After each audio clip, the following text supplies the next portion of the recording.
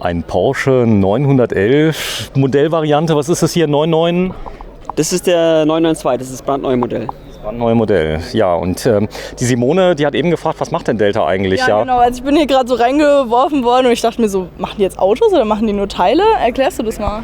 Ja. Also wir verkaufen normalerweise keine kompletten Fahrzeuge, also außer in Ausnahmen. Normalerweise haben wir nur die Teile im Programm. Also wenn jemand zum Beispiel jetzt, bei dem ist es ein bisschen eine Ausnahme, bei dem Fahrzeug, das wollen wir zum Beispiel nur bei uns in der Werkstatt umbauen, diese Porsches, diese 911er. Das ist auch der erste, muss man ehrlich dazu sagen.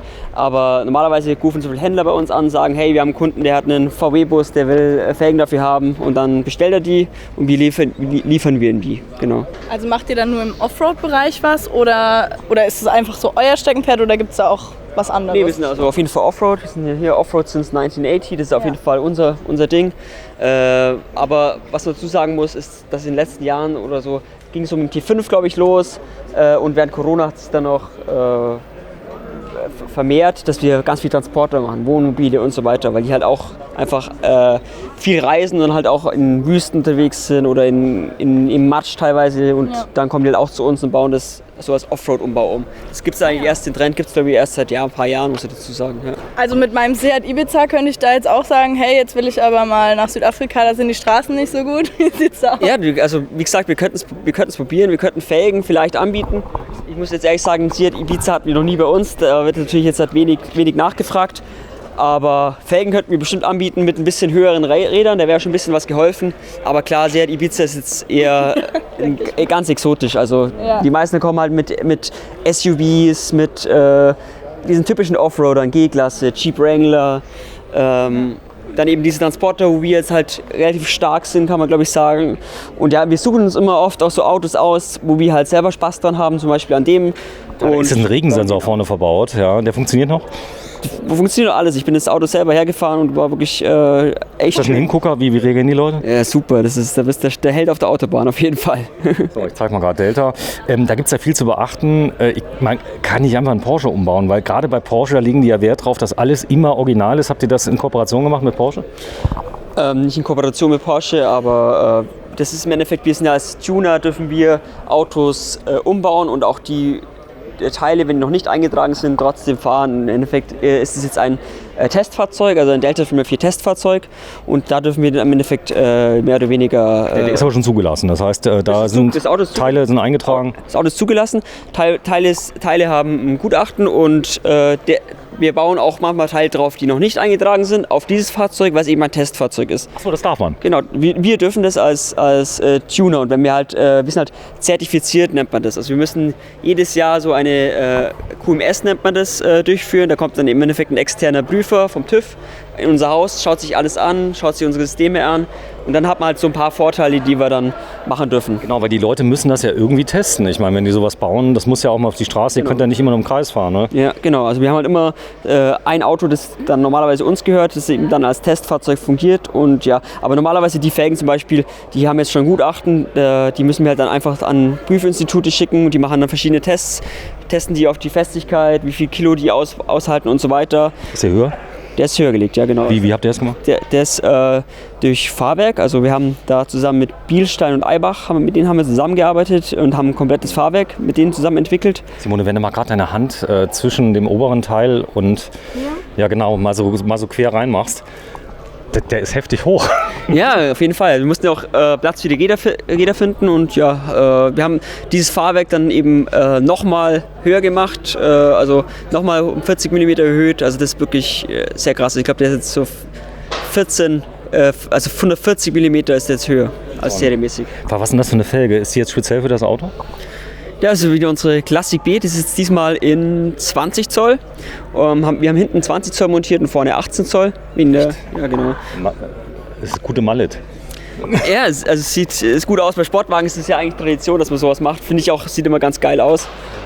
Und ja. Das ist jetzt, glaube ich, Serie beim 992. Vorne ist die Bereifung etwas kleiner wie hinten. Ja. Das war ja vorher, glaube ich, nur beim 4x4 so.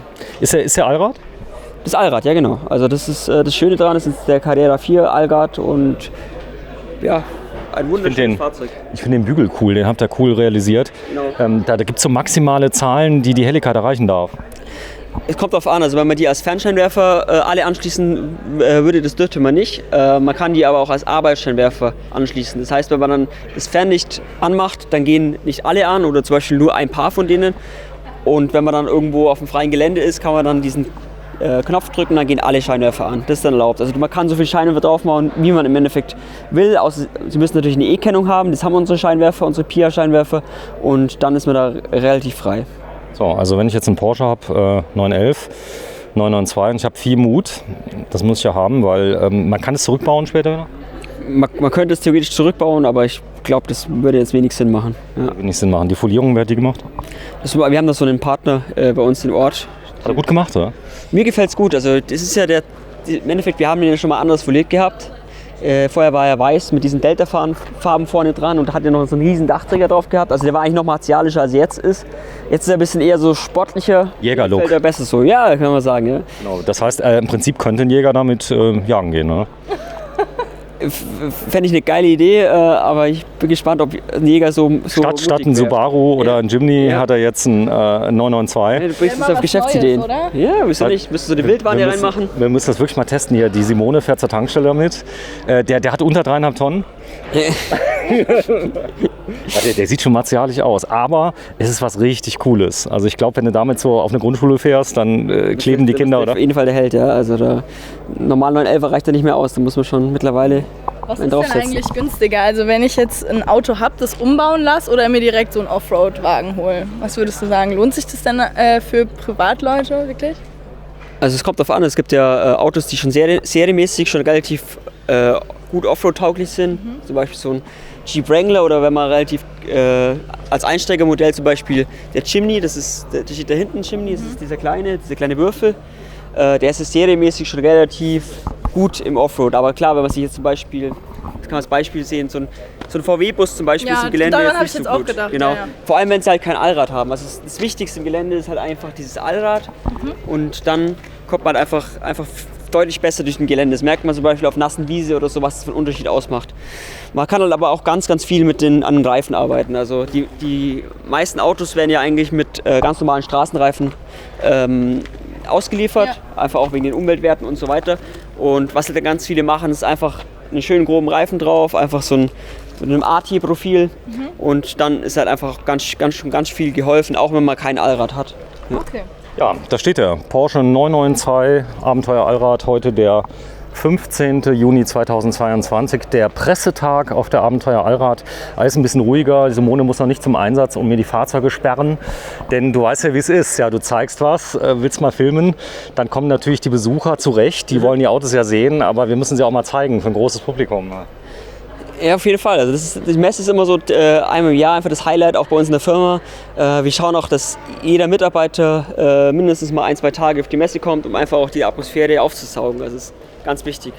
Messeatmosphäre werden wir mal sehen. Also ich schlafe hier unten auf dem Knaus-Parkplatz. Abends geht's weiter? Abends geht's weiter, aber muss ich ehrlich sagen, das sind wir immer im Hotel. Also wir sind nicht auf dem Campingground. Ja. Auf dem Campingground geht es, glaube ich, immer richtig ab und das ist so Festivalcharakter, was ich da so gehört habe. Also das muss ich auch einmal mal hin und schauen, wie das so ist da unten. Sieht man da auch krasse Fahrzeuge da auf dem Camp? Also da sind bestimmt auch... Also viele sagen, das sind die richtig krassen Fahrzeuge. Das sind wirklich riesige LKWs, Weltreisende, die wirklich sagen, einmal im Jahr versuchen sie es nach Bad Kissingen zu schaffen. Und es gibt sogar einige, die fahren nur auf dieses Camp und gehen keinen Tag auf die Messe. Ach krass. Ja, also weil die einfach mit den Leuten da unten halt Kontakt, grillen, ein Bierchen trinken und so weiter. Und sich wahrscheinlich die Autos von den anderen dann wiederum anschauen. Genau, okay. ja. So, das haben wir auch gefilmt, ein G-Modell. Gleich werden wir das Beast mal zeigen. Vielleicht können wir den ein bisschen freiräumen gleich mal, dass wir den ein bisschen besser sehen. Das werden wir zeigen. Da vorne steht das Beast und Babyblau werden wir zeigen. Das ist so. Und heute Nachmittag kommt ja noch der Mann von dem Freistaat, der immer bei euch ist. Der ist schon da, der Benedikt. Ja. Benedikt ist schon da, der hat mir eine Mail geschrieben. Genau, ja, der ist schon da. Zeigen wir mal was ganz Tolles. Ihr baut serienmäßig mittlerweile schon fast MLTs um für den Freistaat mit ganz viel. Und da wird uns eher wirklich mal das Fahrzeug mal vorstellen. Das ist einer von denen? Genau, ja, das ist diese Freistaat-Edition und ja, das ist so ein Projekt zusammen mit dem Freistaat, wo wir halt auch viele unserer Produkte verbauen dürfen. Unsere Felgen, der Frontbügel, Unterfahrschutz, Höherlegung, die Verbreiterungen. Also, und es ist wirklich toll gelungen, dieses Fahrzeug. Also es ist in Gold. Ja. Freistadt Gold. Ja. Gold, die goldene Edition. Also Danke fürs Einschalten. Ja, vielen Dank Sebastian, vielen Dank Simone. Vielen Dank. Erster Tag, erster Eindruck hier mit der Messe, wenn du mal beschreibst, du warst ja unten am Parkplatz, bist dann hochgekommen, wie war dein Eindruck? Also jetzt, wo ich gerade so ein bisschen angekommen bin, finde ich es super interessant. Auch Campground so ein bisschen, ne? ja, also mir gefällt es. Ich mag auch dieses Natur und Camping und so, deswegen absolut mein Ding. Danke, tschüss.